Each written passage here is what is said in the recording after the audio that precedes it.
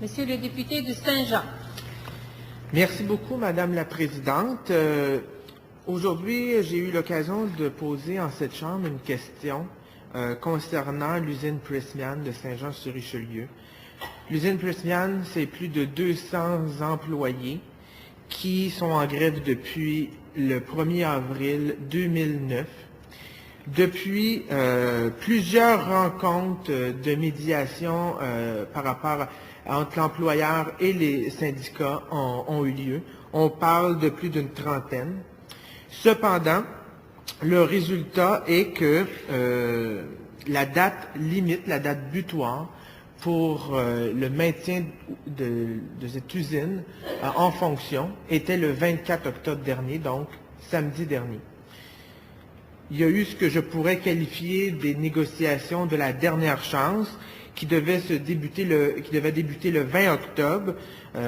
Malheureusement, l'employeur a quitté les négociations en disant qu'il allait soumettre une nouvelle offre. L'offre qui devait arriver le lendemain, soit le 21 octobre au matin, est seulement qu'arrivée en soirée.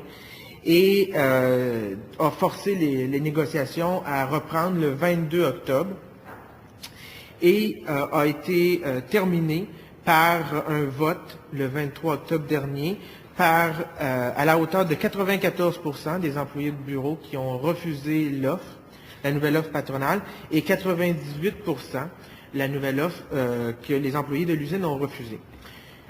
Il faudrait rappeler que cette offre-là était beaucoup moins généreuse que la première offre initiale en 2008 et qui, à l'époque, au mois d'octobre, le juge des relations de travail avait dit que l'employeur agissait de bonne foi et que le syndicat devait retourner à la table de négociation.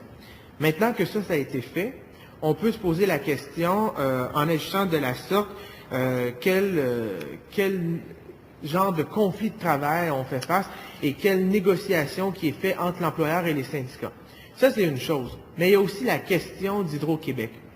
Vous savez, l'usine Prysmian produit du câblage pour Hydro-Québec, en partie, et en vertu de l'accès à l'information, les syndicats des métallos, on a vu en fin de semaine dans les journaux, on peut constater qu'Hydro-Québec a accepté le fait que des entreprises de Prysmian en Ontario et aux États-Unis produisent à la place de l'usine de Saint-Jean les câbles en question. On parle de plusieurs millions de dollars. Vous me direz que c'est sur plusieurs années, mais c'est quand même le gagne-pain de plus de 200 employés de la région de Saint-Jean qui est en question. Vous savez, l'usine Prysmian, auparavant appelée Pirelli, fait partie du patrimoine économique de Saint-Jean-sur-Richelieu. C'est un fleuron pour notre économie locale. Et en ce moment, avec la crise économique qu'on fait face, on n'a pas les moyens de perdre 200 emplois. C'est pas par gaieté de cœur que je parle ici en cette Chambre aujourd'hui, Madame la Présidente, sur cette question.